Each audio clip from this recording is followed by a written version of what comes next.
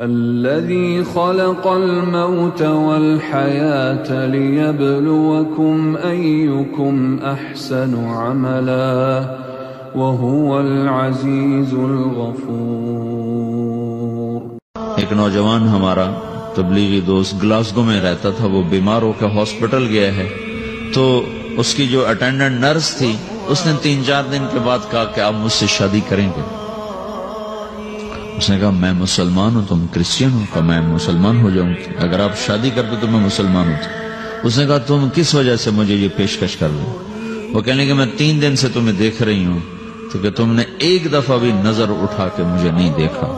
میں نرس ہوں، میری زندگی یہاں گزری ہے، میں نے کوئی نوجوان ایسا نہیں دیکھا جو لڑکی کو دیکھ کے نظر جھکا لیتا ہو. میں پہلی دفعہ اپنی زندگی میں کسی کو دیکھ رہی ہوں کہ جب اس کے سامنے میں آتی ہوں تو اس کی نظر جھک جاتی ہے. تو مجھے یقین ہو گیا تیرے اندر سچائی ہے. وہ مسلمان ہو گئے. اس نے آگے کتنی بچیوں کو مسلمان کیا. پھر اشفاق احمد صاحب مرحوم تھے، یہ ڈرامہ رائٹر، ان سے اچھی سلام دعا تھی میری.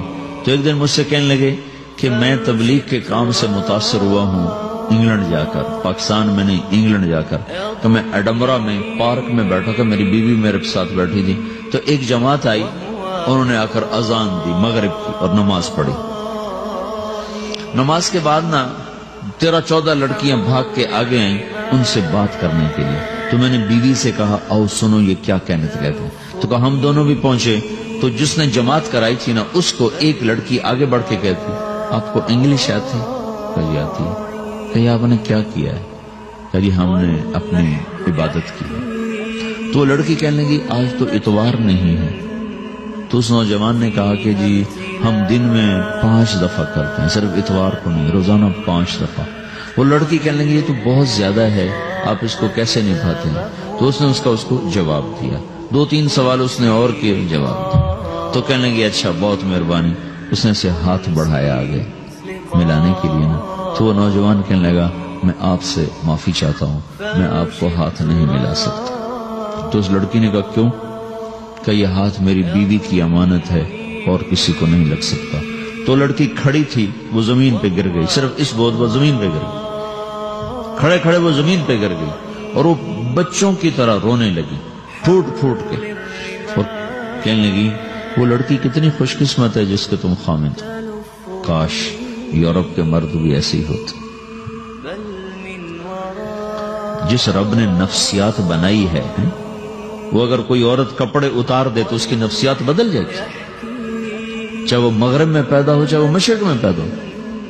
عورت کی نفسیاتی حیا ہے اور وفا ہے، کسی وفادار کی تلاش ہے. تو وہ اس کو پتہ بھی نہیں ہے کہ مشرق کا حیا کیا ہے، لیکن وہ اس کو اللہ نے عورت بنایا ہے، اس کے اندر کی وہ نہیں مر سکتی چیز. کاش یورپ کے مرد بھی ایسے ہوتے. اور آنسو پوچھتی ہوئی وہاں سے اٹھ کے چل دی. تو اشفاق صاحب مرحوم کہنے لگے میں نے اپنی بیوی سے کہا بانو آج وہ تبلیغ ہوئی ہے کہ لاکھوں کتابیں بھی چھپ جاتی، وہ کام نہ ہوتا جو یہ نوجوان اپنے عمل سے کر گئے. تو میرے عزیزو کٹی پتنگ نہ بنو، اپنی کٹی پتنگ کی منزل کوئی نہیں رہتی. اللہ اس کے رسول کے ہاتھ میں اپنے ڈور دے کے چلو، اللہ اس کے رسول کی غلامی میں اپنے آپ کو چلاؤ تو اللہ تمہیں بھاگ لگائے، عزت بھی دے گا. اپنی منمانی میں کوئی راحت نہیں، اللہ کی قسم کوئی راحت. 6 بر اعظم پھر کے تمہیں بتا رہا ہوں کہ جو اپنی ترتیبوں پر چلنے والوں کے دکھ آپ لوگ اندازہ نہیں لگا سکتے.